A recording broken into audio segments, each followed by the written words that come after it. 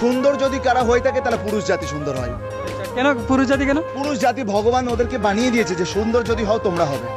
মেয়েরা সেজে সুন্দর হয়, তার জন্য সাজে ওরা নিজেকে আরো সুন্দর বানানোর জন্য। তুমি সমস্ত জায়গায় দেখো, একটা ময়ূরের মধ্যে দেখো পুরুষ যারা তাদের পেংখম খোলে, একটা বাঘ দেখো তাদের সুন্দর একটা চেহারা, ছেলেদের মধ্যে ছেলেরা অ্যাকচুয়ালি পুরুষ জাতি একদম সুন্দর, এরাই সুন্দর।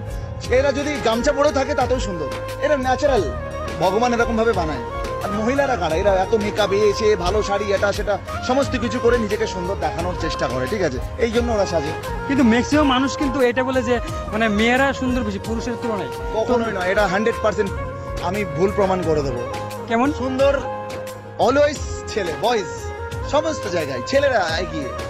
আমি এখন বলবো না যে আমাদের জীবনে প্রত্যেকটা জিনিসের দরকার আছে, একজন মহিলা মানে লেডিস বা তাদেরকেও দরকার আছে, একজন পুরুষকেও দরকার আছে, কারণ একটা পুরুষ আমাদের বাবা হয়, একজন মহিলা আমাদের মা হয়, ঠিক আছে।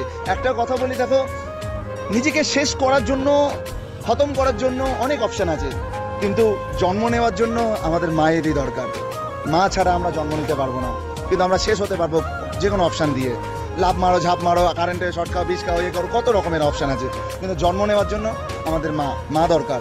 তো অবশ্যই এই সমাজে উভয় পক্ষকেই দরকার, মহিলা এবং পুরুষ সবাইকে দরকার। তবে যদি আমি বলে থাকি যে সুন্দর কারা হয়, সেটা পুরুষ অলওয়েজ।